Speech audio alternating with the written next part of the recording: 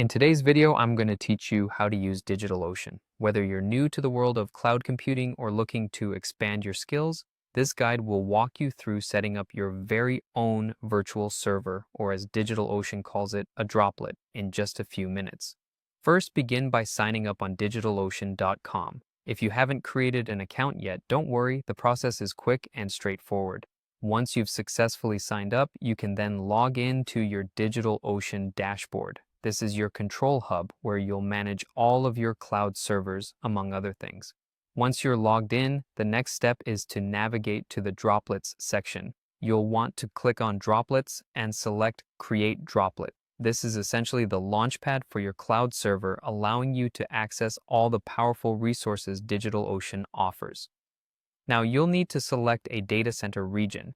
DigitalOcean has several locations worldwide, so pick the one closest to your target audience to minimize latency and improve load times. It usually defaults to a recommended location based on your geographical area, but you can choose a different one if required. After selecting a region, it's time to choose an operating system. If you're new, I recommend starting with Ubuntu due to its user-friendliness and strong community support. Alternatively, if you prefer a one-click application, options like WordPress or cpanel are also available.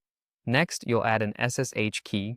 This method is recommended for secure access and management of your server, but you can also opt for setting a root password instead. If you go with the password option, make sure to set a strong, unique password. This is crucial for securing your server from potential threats.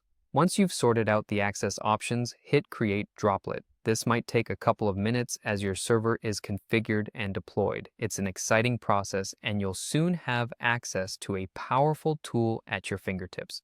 When the droplet is ready, the first thing you'll want to do is copy its IP address. This is how you'll connect to your server from your personal computer. If you're using a Mac or Linux, open up a terminal. For Windows, PowerShell is your go-to tool. Enter the command ssh root at your droplet IP, replacing your droplet IP with the actual IP address of your droplet. You'll then be prompted to enter the root password you set earlier. Type it in, and just like that, you are logged into your droplet. Congratulations, you now have complete control over your new virtual server. Enjoy exploring its functionalities and configuring it to your specific needs. This is just the beginning of what you can achieve with DigitalOcean.